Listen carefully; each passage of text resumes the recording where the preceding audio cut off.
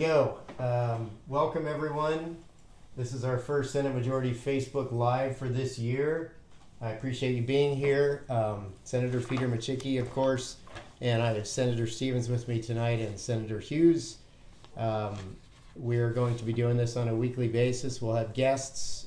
In fact, in your comments, you'll get to request other guests that you'd like to see going forward.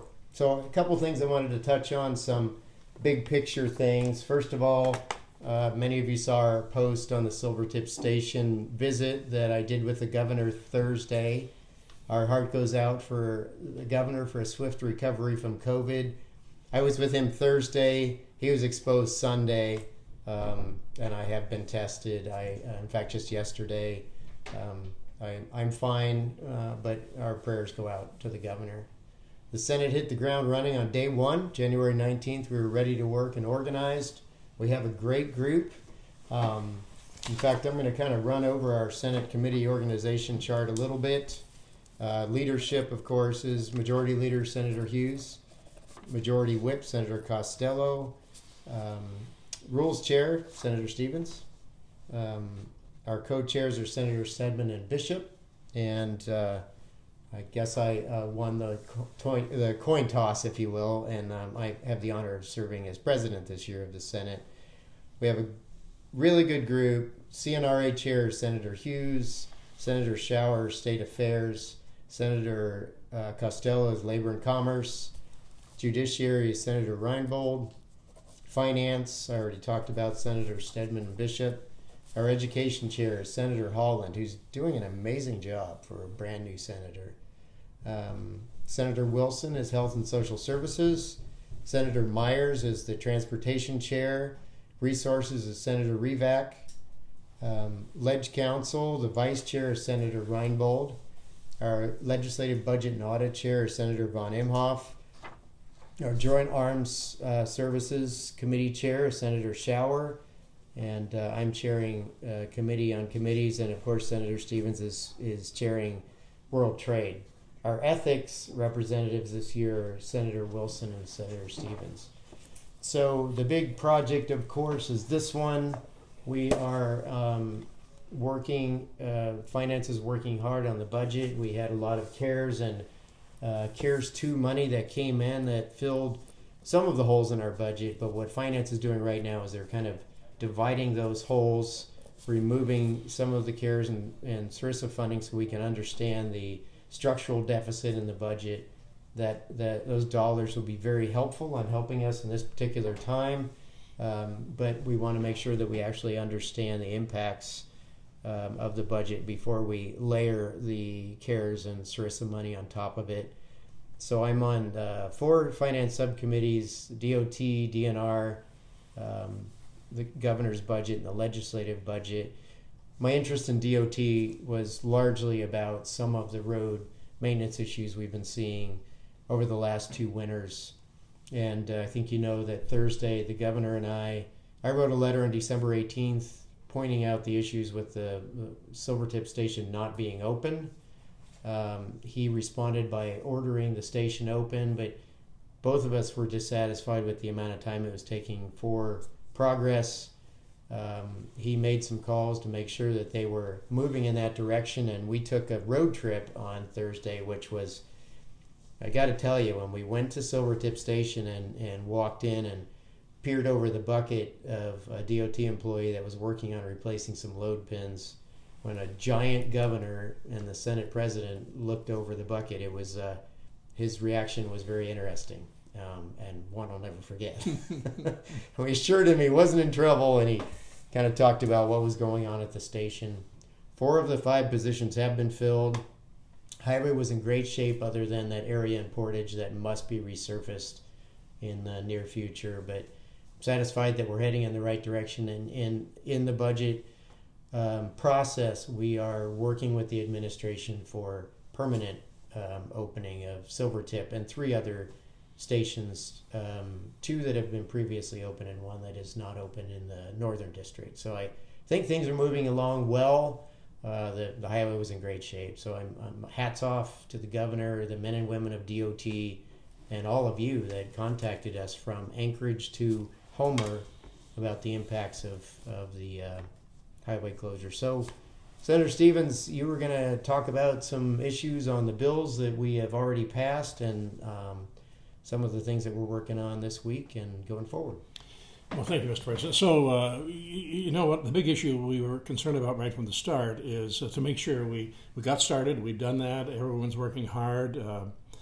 We're really making progress. All the committees are active and moving ahead, and bills are moving through the Senate as they should. And pleased now that the House has organized and we can begin working with them as we need to. I think one important thing we've done is that we did pass over to the House resolution, Senate Concurrent Resolution Number 1, what that does is to allow us to meet remotely if things get really bad in terms of COVID. Now, we do know the governor has come down with this. We do know there is another instance of positive tests here in this building. And I hope nothing ever comes of it, but we have to be prepared for the worst, just in case it happens. And so what this bill will do, or this resolution, will allow us to meet remotely if we need to. It's not something that we will do unless we need to do it. It's just in our back pocket in case things get really bad. We don't know what the future holds with the other variants that are out there. The other thing we've done is Senate Resolution Number 2, which asks the governor to issue a new declaration to protect Alaskans from COVID-19 pandemic. And that has made some progress. The governor is moving ahead in a different direction, and that's fine as well. The other thing we did as Rules Chair, I'm really pleased that we passed the first bill across the Senate floor today, Senate Bill 70 by Senator Wilson, David Wilson. And that really is a really good bill because it extends the use of Naxalt loan, which really is used if there's an overdose, someone has an overdose, from drug overdose, opioid overdose, and it really saves lives. So that's a great bill. And the other thing we'll do Friday is Senator Wilson has another bill which allows corporations to meet remotely as well.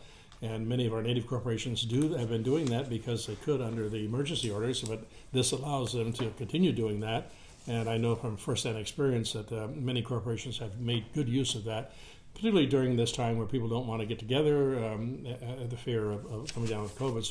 So that bill it will be dealt with on Friday. I just have to compliment you on a very smooth job, well done on the floor today with Senate Bill 70. I'm sure it's the Rules Chair that made it. Oh, yeah, absolutely. I did tell the senator that the more he talked, the fewer votes he'd have. But fortunately, he covered it all very, very well, and it passed unanimously with the members that were on the floor. So you have a couple bills up. I'm from a district on the naloxone Narcan bill. That bill saved over 300 lives last year. Mm-hmm. It's not an opioid. It simply restarts what has in the body, what has shut down from an overdose, and 300 lives. Think about how many Alaskans' lives are impacted by those 300 that are saved, giving them an opportunity to hopefully get the help they need and get their lives back under control. But just the second chance and the thousands of Alaskan lives that has affected is an amazing thing. So that was good work for Senator Wilson. Right, he's been busy. Both you and I are from fishing areas, regions of the state. Ours is, of course, a little better than yours, but I know you'll argue that. What kind of bills do you have coming forward? Well, two bills that are in resources. We've had hearings on both of them, and both are really valuable. The first one is a seafood product development tax credit, and what that really is, just to make it understood, it's value added for the seafood industry. So we have had for some time, we've had a bill in process that has been working that gives a tax credit to processors that find new and innovative things to do with their seafood that they are processing. I think, knowing what happened throughout Alaska, particularly in Bristol Bay, they were able to go into a fillet form for salmon, for all the salmon products, and rather than just canning it or freezing the whole fish, they have these beautiful fillets, and so that it really has raised the price of the fish on the market. It's been beneficial to the fishermen as well as to the processors.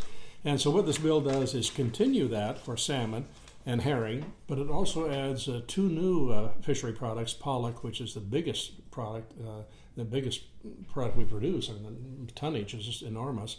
But it also encourages processors to find new and innovative things to do with the pollock as well as the cod. So that bill is moving along just fine and has a lot of support, certainly a lot of support from the industry, but it'll change the industry, I think, and really bring greater value to it.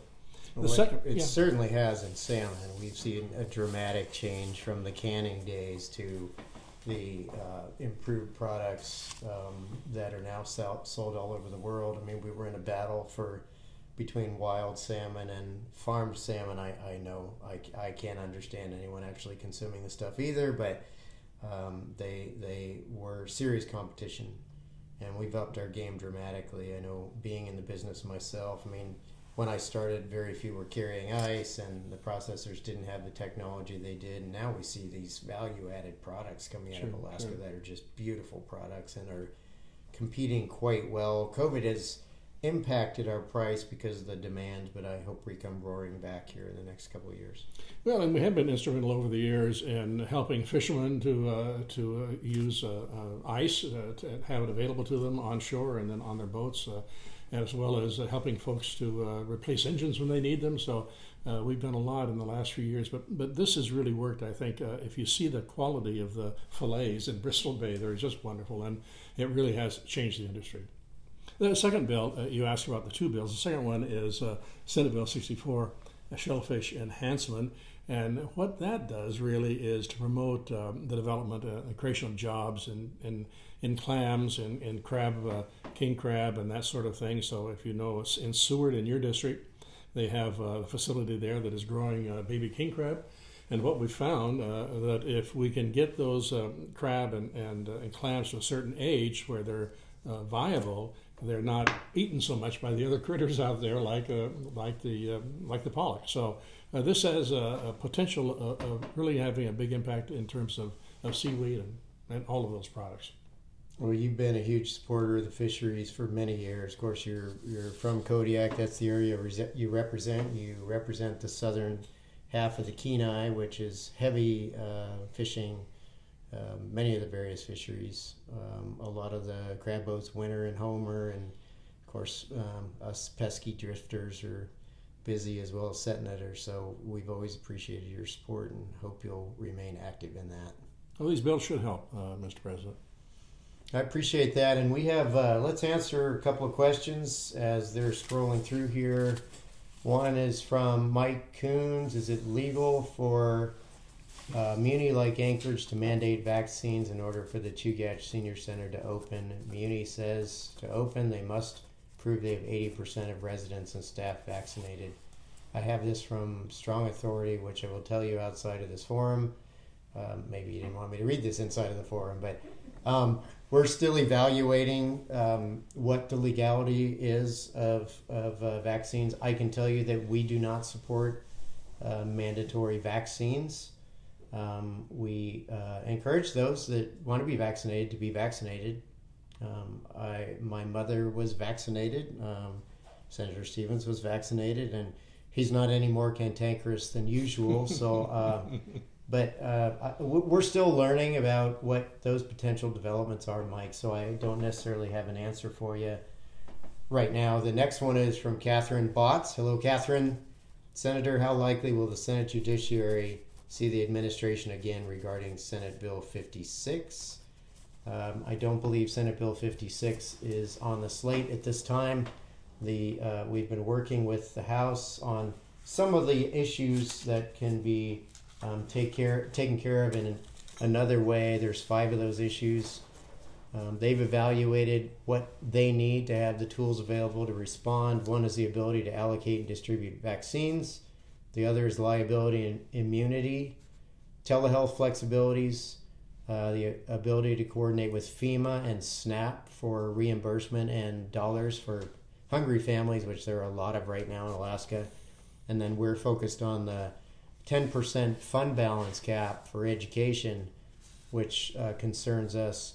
And we're also hoping to help the House get their remote operation bill across the finish line in case there's a major outbreak in the building here. So we're working with the administration and the House on a way that doesn't involve a new declaration, but that delivers the same value. And Labor and Commerce heard two of those bills today and held them for further study. But I think at least that's moving ahead. Yeah, that's excellent. We were looking at other ways. What we've tried to do is isolate what we knew didn't require a declaration that was pretty obvious at the beginning. We have 3 bills covering those issues, as the senator said, and then the administration kind of went on a mission of their own to determine what do we actually need if it's not necessary to have a declaration, which seems to be the determination. How can we get the tools that are needed for the other 5 issues that I talked about here? So that's the path we're looking at right now. Seems to be adequate, and we appreciate the question. So we have another one.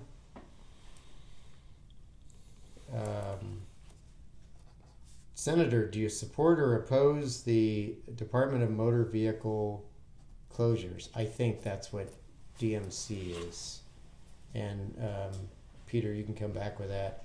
You know, like the road maintenance issue, we're going to have to evaluate what Alaskans need to live their lives with constitutionally required services. Transportation is constitutionally required. Does the administration have a plan for reducing some of the DMV centers but still having those services available for folks that can't travel easily, for services that aren't available at a private setting? And we have a couple of new ones in Soldotna of the private DMV service outlets, but not all the services are available. So Peter, I don't have an answer for you right now. I can contact you offline. Oh, he did correct it, DMV closures, those pesky autocorrect things. So we will get back to you. I want to understand the plan for the administration, but Peter, I think you know that we believe that those services, especially services that are required by the state government, that they're available and relatively convenient. Where they can be privatized, that's great, but for remote locations where that's not a possibility, we're going to have to make sure the administration has a plan on meeting those needs. So, Senator, if you look at the next page, we have some of the other bills in committee this week. I don't know if you want to help me cover some of them. So Shelley Hughes, or Senator Hughes, is going to be on in just a minute. She's going to kind of focus on some of her education work, which I know you have keen interest in as well. Right, and I know Shelley will cover that, but we heard a couple of, I think maybe 5 people today for professional teaching practices, and also University of Alaska Board of Regents. I'll let Shelley cover that, but it was a really good experience, and for those of you who've been around a long while, Ralph Seekins did very well, and former senator, and anyway, that's moving ahead, and so Shelley will the senator will take care of that. I was extremely impressed with the teacher applicants today. Oh, yes. That just fascinated me. I mean, sometimes we have folks that are appointed to boards and commissions where it's seems like it might be somewhat of a political thing. And then today it just blew me away with the quality of the folks and their interest in improving education. Absolutely. I mean, every one of them were top notch. It was really great to have them there. In committee this week, we have in Senate State Affairs, we have the governor's PFD and fiscal bills and constitutional amendments. I believe the SJR's moved out. I don't know about Senate Bill 53. I'm looking for a nod from Senator Hughes. But we'll get back to you on that. In Senate Transportation, we had the overview of the Alaska Marine Highway System, which you're somewhat interested in. Yes, we love that marine highway system when you live on the coast, and we hope we can maintain it and provide the service that people need, even though we all realize that there will probably be fewer ships and fewer voyages, but there's still an absolute need for dependable service out in coastal Alaska. Now that we're on camera, you're not still angry with me on those 2015 cuts, right? Yes, I am. Oh, you are? Okay. Well, what we learned that I thought was interesting is there was a gap of 20 years without building a single vessel. Right. And now we're kind of paying the price for that. we definitely believe in there being adequate service to coastal Alaska. Perhaps we grew the system a little beyond sustainability, but we have exposure issues right now on the integrity of ships that are my age, which is, for me being 58, 59 is fine. For a ship being 58, 59, they start to show their wear more than I do. That's right. Sort of like if I had more than 4 daughters. But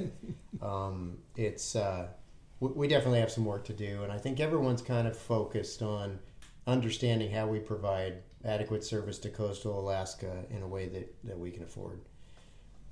Senate Finance has talked about school major maintenance and construction updates this week, deferred maintenance, Alaska Mental Health Trust Authority, their update in their FY22 proposed budget, the ADA update on projects, investments, and cash flow, and the Village Safe Water Program, the funding history, projected need, and FY22 proposals. We want to talk about judiciary and labor and commerce. Well, labor and commerce I can talk about. We've certainly dealt with governor's appointments, and we're dealing with that now. The Alcoholic Beverage Control Board has been gotten a lot of attention. Your bill is there, and so that's making progress. Thank you. Aside from that, we in resources, you already covered that somewhat, and Senator Hughes is going to cover education. And Senator, I hope you'll join us some more. I think anything we can do to get out there to the public, and we're trying for some two-way communication here, and we're going to be sending out some surveys and making sure Alaskans know how to get their ideas to us, and hopefully they can see some of their ideas put into law. We have a lot of tough issues to deal with. Well, exciting times to have this new form of communication. We've never used it before, and I think it's a great idea. And again, just to end my portion here, I just want to wish the governor the very best, and hope he's back and well soon. Well, thank you so much for being here, Senator, and we will catch up a little later. Okay. Have a good evening. So, as Senator Hughes is joining us, we'll see if there's a couple more questions here. One is the Federal Waters 2022 Cook Inlet closure. Mr. Wick, I think you know my feelings on that. I testified somewhat extensively, and I just want to make a little comment. We are tested every 5 days. We are masked throughout the building. We are kind of a family unit in leadership, that we are spending a lot of time together, but we do want you to know that a lot of people were concerned about the fact that they weren't sure what dates. I was with the governor. I know I talked about that, but I was tested yesterday. I don't know when you were tested last, but on Monday. We are being extremely responsible. If you look on the floor, we're surrounded in Pope-mobiles, and we're masked, and we are being following the CDC guidelines to make sure that legislators are safe. But I do want to touch on that question from Carla Wick, who's from a multi-generational commercial fishing family, and of course with my daughter as a deckhand now, I joined that multi-generational group. I found the closure choice by the state to be unacceptable. I've said that on the public record. In fact, I said it in front of the council during that meeting. We are looking for a stay for the 2022 season so that we hopefully have the time to work through federal legislation. So remember, we need a change in the federal legislation to allow state management in federal waters for state-bound fish. I think we can get there. I didn't appreciate the decision, but that decision was made. It's time to move on, and I think we've been... So we've met with the Murkowski administration. Senator Murkowski's office, Senator Sullivan's office. We have a meeting coming up with Representative Young. They are on board for helping. The state is on board for helping to return that piece of water, which is 50% of the Cook Inlet fishery, to productive state management, and we will definitely keep you posted on that. So our Senate Majority Leader is here, Senator Hughes. I'm so glad to have you here, and you have been an absolute superstar. You've been amazingly helpful, and I'm proud to serve with you. It has been an honor. So we didn't know how this year was going to go. We had a tough time organizing, and our team is coming together just like any group. We have some minor hitches, but none of them have been with you. You've been a great partner in pulling this together and keeping it together. So as someone who's done a few Facebook Lives, what I want to say right now, right off the bat, is if you're watching this, like it, like the page, and share it. Share this, because this is going to be a regular way for us to communicate and let you know what's happening in the building beyond what you may read in the newspaper or elsewhere. So make sure you share it, and then if you like it, then you'll be able to get the updates when we go live, and you'll have a variety of things every week. One of the tenets of our caucus is that we have good communication with the public. So I'm happy to be here, and we do have a good team. We have a good team, and you know, we got going right out of the gate, and so far so good. You know, there can be rough waters at time, but you know we can navigate it, and yeah. So one of the things that you asked me to talk about is education, and I met with our actual education chair, and Senate President Machicki mentioned Senator Roger Holland, what a great job he is doing as the new chair. And one of the things that he's coming up to speed with his committee aid is some of the work. You know, we spend about $1.6 billion on our K-12 education. And we are constitutionally obligated to maintain our K-12 schools, our public school system.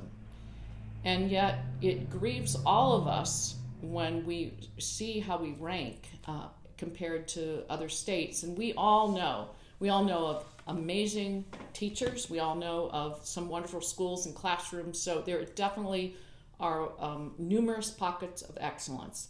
But there are clear gaps as well. And when we're spending that kind of money, we want to make sure that we are prepping our kids, we're equipping them for their future, and we have a responsibility to make sure that that happens. And so one of the things some of us have been working on for a few years, we want to see it actually come to fruition. We came close, actually. Last year, Senator Begich had a bill with the governor, and then COVID hit, and so we didn't get it across the finish line.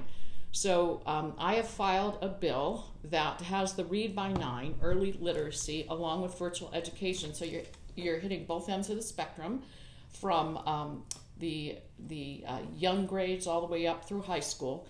But as we started talking about it, and I sense from having worked actually in a bicameral fashion with the House over the last few years, it just seemed like this should not be my bill. So I actually went to Chair Holland and have discussed the possibility of it becoming an education bill. So I think we may see that pretty soon. I think there's work being done on that. So I'll just give you a sneak preview. Right now my bill is SB 42, and it has the Read by 9 component. It also has a virtual education component, and you will see that in the new education bill. So mine will kind of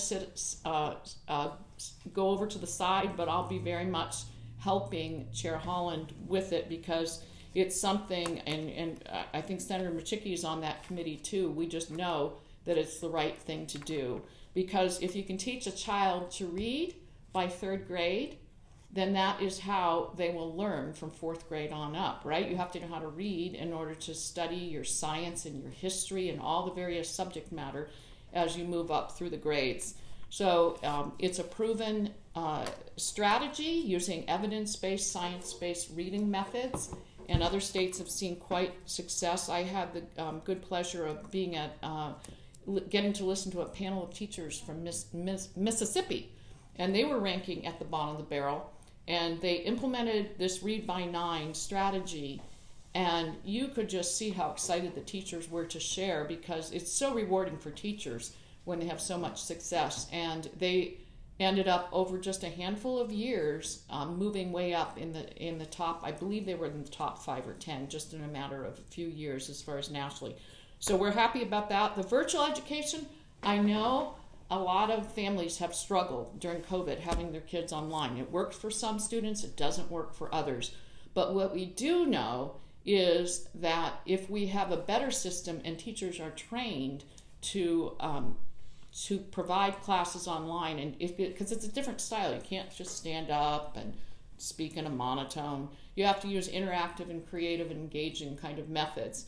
And so we want to make sure teachers know how to do that and give that option. And then in some of our very small communities where they might not be able to bring in high school teachers to teach a variety of subjects, we would love those students who are interested in a particular subject to be able to hook up with maybe a larger school district who is able to offer a class. Maybe a student in a village wants to take Japanese, but there's no one there to teach it. We want them, through virtual education, be able to tie in with another district that has a Japanese teacher and be able to learn that. So we will open up opportunities for students across the state, and just it makes sense to modernize in that way and do it right. But we know we'll always need in-person classrooms as well. So that's what that bill is, Watch. So stay tuned, because it's going to go, I think it's going to go to an education bill.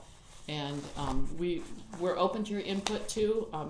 It has been something we've been working on for a few years, so we hope that there's growing support and we can move it forward. So this is my first one of these, and next week I'll be more prepared. Hopefully you don't hear the pages flipping, but I was actually looking for the report. Our kids are not any less bright than any other kids in the U.S., but we've had some challenges, and many of you are concerned of what we spend on education, and we're all dissatisfied. Republican, Democrat, Independent, everyone is dissatisfied with the outcome, and everyone wants a better outcome. I think focusing on reading is one of them. We have math problems as well, and I have 3 girls in the school district in the Kenai Peninsula Borough. They all learn different ways, but the very foundational building block is reading. And I'm really pleased with the work that you and Senator Begich has done, and Chair Holland has done an amazing job. For a brand new chair, he's the Coast Guard. He's a ship-shape sort of guy. He keeps us right on track. I just want to say something too. There was a news article earlier in the week, and I did a post on my page, and I referred to it as zippy internet, because when we talk about virtual education and actually helping train teachers across our state to use the science-based, evidence-based reading instruction, it might make sense for them to be able to learn how to do that online as well. And yet we have gaps in our broadband across the state. And I know you're probably going to hear more discussion at the federal level, as we are all understanding that the information highway is infrastructure, just like our roads and highways and bridges and ports and such. So I think you may see some more federal investment in that kind of thing, but we're so unique. We're such a huge state.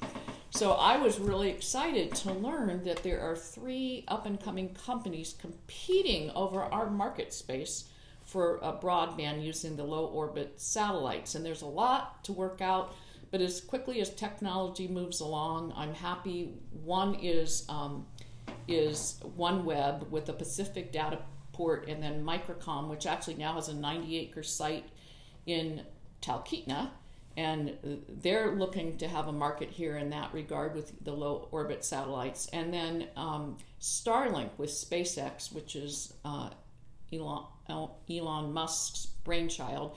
They're looking at that. And then there's one more company as a subsidiary of Amazon, Cooper Systems. So typically you might just see one company or one entity interested, and to have 3 of them fighting over us, I was kind of excited about that. So we'll see how long, what it takes for it to happen. They have a lot of hurdles and challenges, but it's good to know that there's work being done, because that's not only going to help education, it's going to help commerce, it's going to help healthcare. And when I think of that, I think of economic diversification for our state, because we've been pretty much solely dependent on oil, and we're going to need to diversify. So that's going to open up opportunities, I think, that are important, and the sky's the limit as far as that goes. Especially when you're talking about satellites. Yeah. I was kind of amazed, and maybe next week we'll post the report. If you go to Senate Education, you'll find the report for this year for progress K-12. we have amazing teachers in the state. We have amazing families. We do have challenges. We have distance challenges. We have internet challenges. We have cultural and demographic challenges. We have a lot of families in need. For my family, the COVID closures was not a negative thing.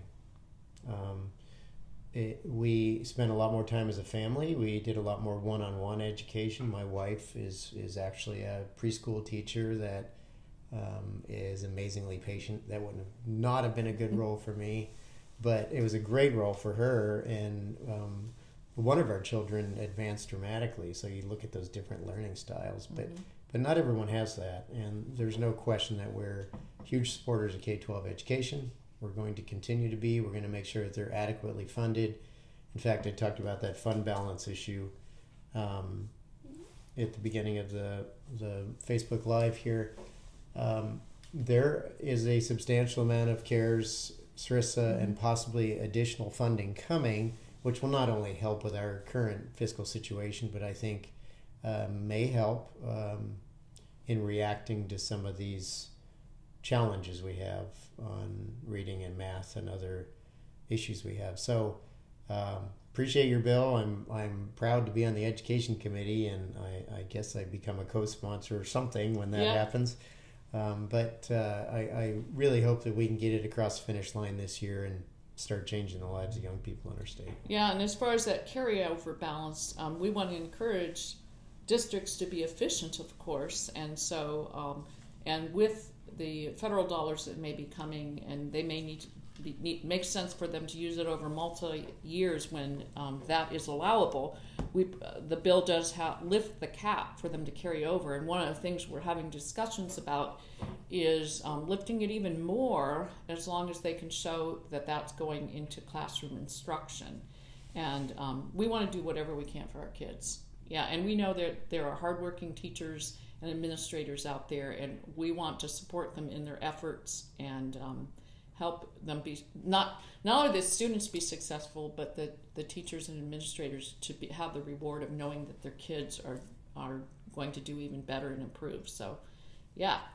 So our kind of a key issue this year is our fiscal gap, and we believe that our jobs are to make sure that we have a healthy economy, a sustainable fiscal plan moving forward. And why is that important? Because if we improve education and get our kids, caught up, kind of ahead of the game, we often lose our best and brightest because we don't have the opportunities right here in the state of Alaska. So without a solid fiscal plan, I think industries really worry about investing in Alaska because they have no idea what the future looks like. Do they end up becoming taxed out of existence? And we've talked about some all-in options that first, I think what a lot of legislators or a lot of the public has been upset about in the last couple of years is legislature may have taken the easy way out on simply reducing the PFD. We believe that in order for us to be successful and to get the support of the public, that it needs to be all in, not just after one demographic, which happened to be Alaska residents. And part of that is that government needs to give. We need to find reductions where we can and deliver those reductions. They need to not be things that sort of challenge our ability to meet the services that are required by the Little Blue Book, the Constitution. Those services are quite clear. And often when governments start cutting, they cut in the most painful places that are services people really need. We're going to be looking for services that we've offered that aren't constitutionally required, that perhaps we can't afford anymore in our current situation. Our government was largely designed at a time when we had many more billions in revenue, and oil is not going to carry the day forever. So we're looking for a plan, and we're looking for support of a plan where that's spread evenly, kind of low and broad. Everybody sort of chips in a little bit, with the government being a part of that, and we think we can do it. Right. One of the good steps I think that we're taking is you go back and look at 2006, before we had big oil money coming in, and to kind of compare, but do it in a way where you're comparing the dollars what do you call it? I'm just going blank. Where it's Real dollars adjusted for inflation. adjusted for inflation. I was trying to think of that phrase.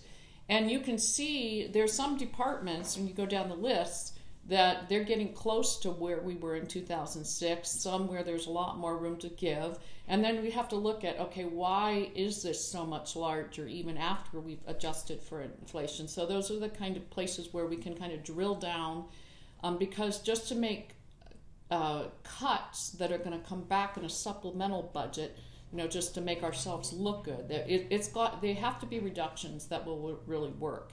And I think that there are some ones that really will work, but they're not so easy to find. So it takes a little more work.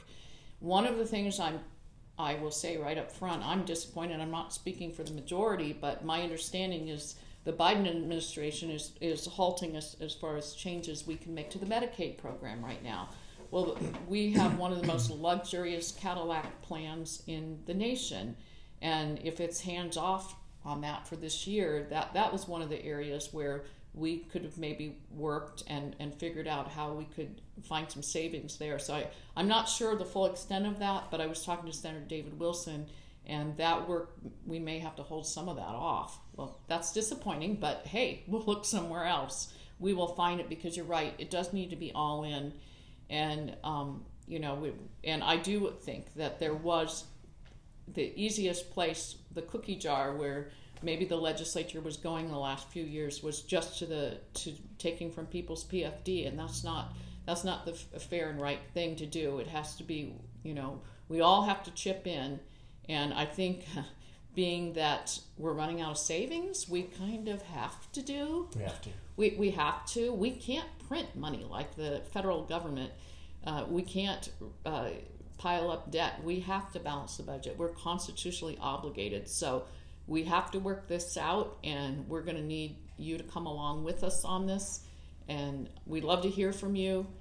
But please understand there are some tough choices. But the Senate President's right. If we want to grow our economy, we have to give the private sector the assurance that we're not going to keep coming back to them. So a constitutional spending cap at some point would be a very smart move. I'm not sure politically with the makeup of the House right now where we can get with that, but that's a conversation I think we need to have. So that was a great, sort of relates to the question James Squires asked. With the House organizing contrary to conservative interest, does the Senate majority stand ready to stand firm? It's a lot of stands, James. In support of gubernatorial budget line item vetoes, so we can get the state back on the right fiscal track and reduce the size, scope, and footprint of government. James, I think that's an excellent question. I have friends that have lots of letters next to their name. Well, 3.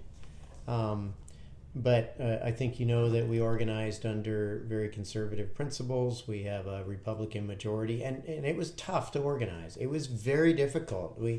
We had relationship problems, and there's not really a sort of legislative marriage counselor that you can have to help us work things out. We worked it out. We fought things out, and then we calmly sort of argued things out, and then we decided to come together on a platform that we can all support.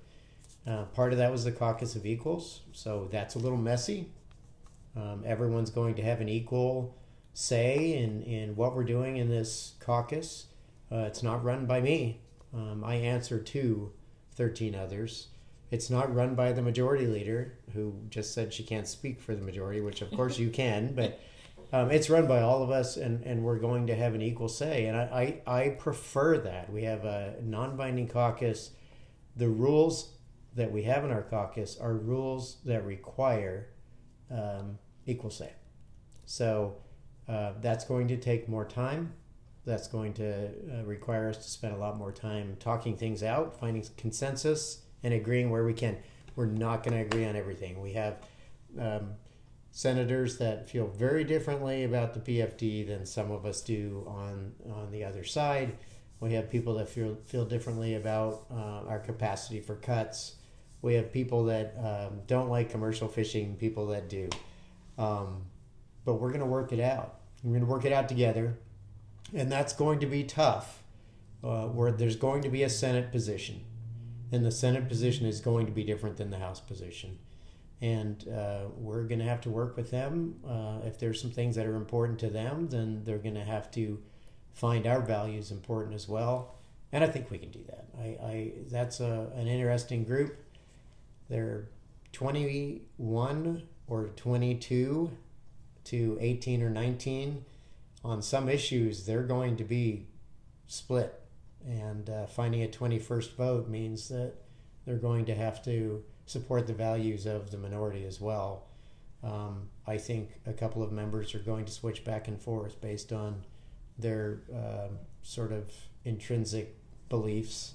So I think it could be interesting. I think it can be very productive, and I certainly feel that we're going to have a positive outcome. It'll be contentious at times, and that's okay. Our government was designed to be messy and contentious so that every one of you is represented by someone in this group. And what I love about our majority is every one of you that feels a certain way has someone in our majority that represents you. I can guarantee it on every issue. So one of the reasons for us having this outreach and being available to you is that you're going to see that. You're gonna hear from our most moderate members, and you're going to hear from our most conservative members. And that's kind of what we're all about. We're sort of the full gamut. We certainly are. And James, that was kind of a long answer, but I want to clarify one thing, because he said something about the Senate majority will have a position, and we'll see where the House comes down. But when it comes, because we're not a binding caucus, and we are a caucus of equals, as far as your veto override question, that will be each individual senator's decision. And when I do the math and knowing who is in the House and who is the Senate, as you know, it only takes 25% to uphold the governor's veto, and I think the numbers likely would be there, but that would be the decision of each individual House member. And well, I don't know about the House. I guess their coalition is binding, so I don't know of the House majority. I believe the House minority members would be free to vote according to their conscience and their districts, and we in the Senate majority are free to do that. So we can see how those numbers come out. Right. I mean, you hope you can work through a process together that doesn't require vetoes. I mean, vetoes has relationship issues that come with it, for not just between the governor and the legislature, but between factions in the House, factions in the Senate. But we're realistic about that. We'll see how that all shakes out. I hope we magically all come together, but I think you all have watched Juneau for the last several years, and that probability is somewhat low. I have a question here from Jacob Conrath Barra, who's asking about supporting a bill that makes Alaska teacher benefits more competitive. And he's talking about retirement system and possibly, he's talking about a retirement system for educators. Jacob, I'll be perfectly honest with you. I would like for our teachers to compete. I don't think this is the year that you're going to see a teacher retirement bill that has a defined benefit come across the finish line. I don't know if you're talking about a blend or that sort of like has been kicked around the building with first responders the last several years that isn't a traditional defined benefit. I'm always willing to listen to any bill, and I think you'll find that with our group. I mean, we're hearing minority bills and taking them on face value. Whether or not they pass is going to require 11 votes in the House, 11 votes in the Senate, 21 in the House, and a governor's signature.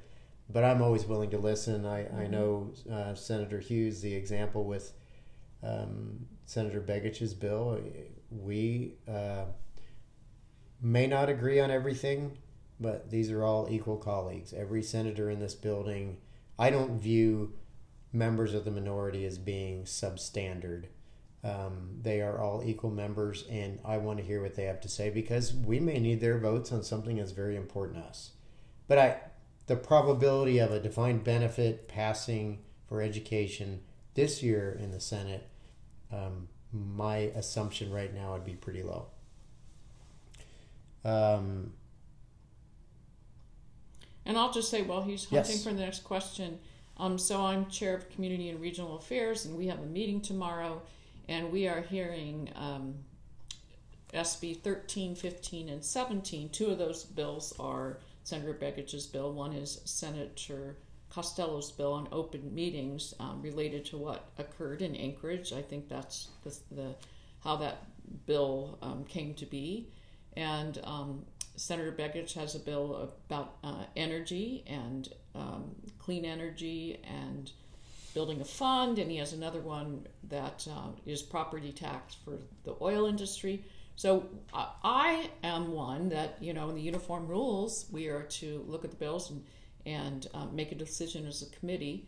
And so I do hear bills that come to my committee, and we give them a fair hearing. And so that's will be happening. And we have a good committee that's made up of Senator L.V. Jackson of Anchorage, Senator David Wilson of Wasilla, Senator Hoffman of Bethel, and Senator Rob Myers of Fairbanks, and myself. So I'm looking forward to working with them on issues important to the communities. So Jacob, please contact me. I'm very interested in hearing what you have to say. Jacob also asks about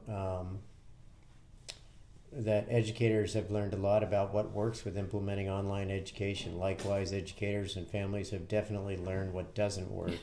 So I don't know if you've been watching the education committee, Jacob, but we've been talking a lot about that. I've been kind of pushing them. Have you done a sort of exit poll or exit survey on kids and parents to find out what's working for them?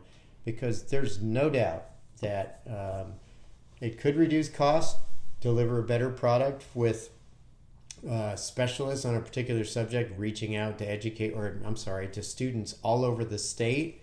Maybe the sort of daily bread and butter is on primary subjects, but I don't know that a teacher in Anchorage couldn't be helping children in Bethel or Nome or Southeast.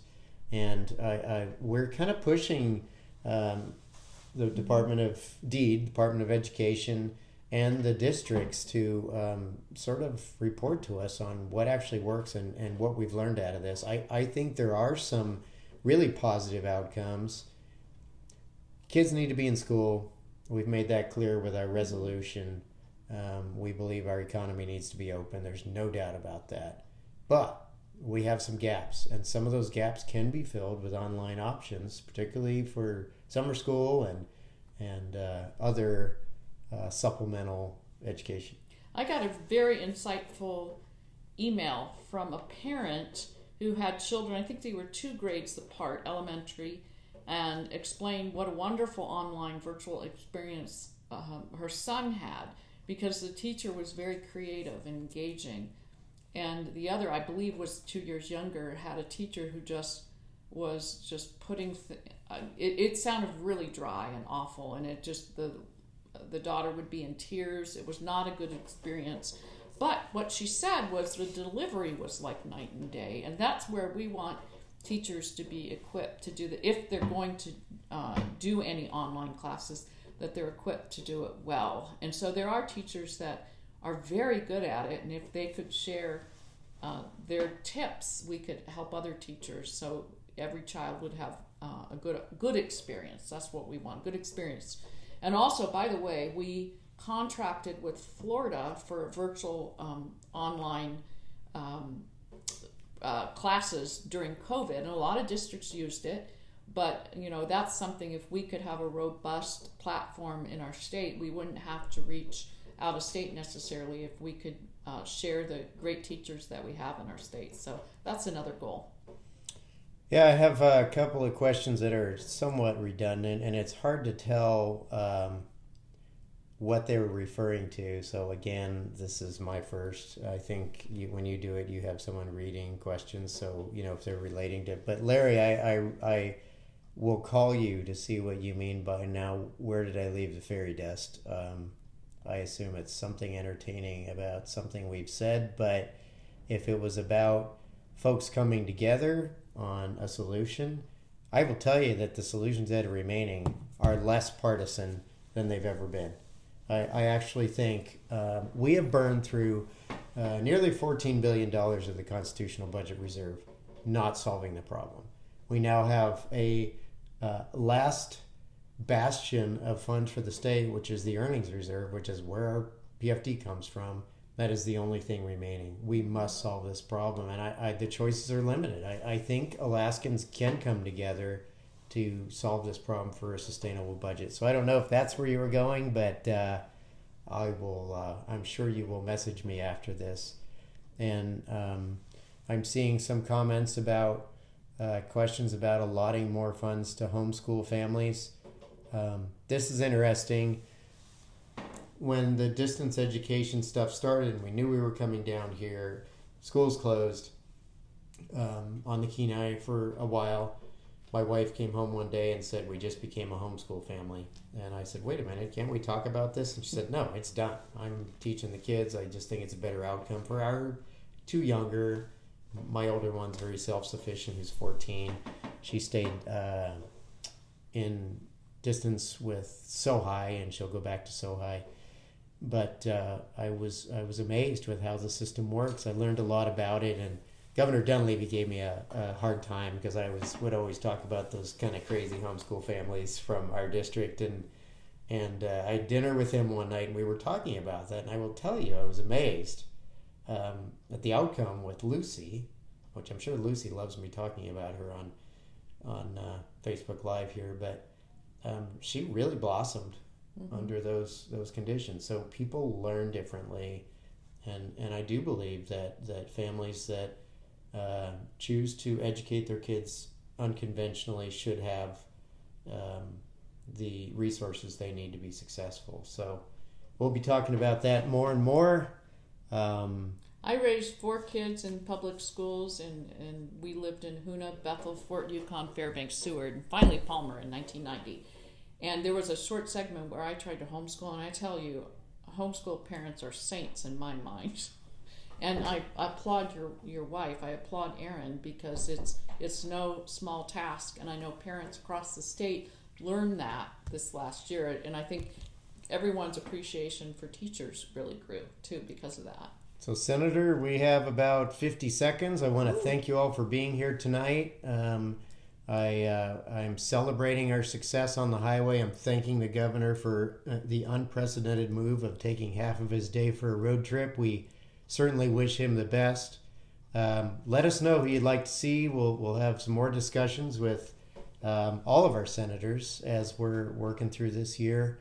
And Senator Hughes, thank you for being here tonight. Yeah, and I'm going to put if someone joined us, or if you haven't shared this, I encourage you to share it. And we will monitor, I'm assuming we'll monitor the comments in the coming days. So if you're not watching this live, you can still ask a question or make a comment, and we will see it. Thank you so much. We'll see you next week. You all have a good evening. Night.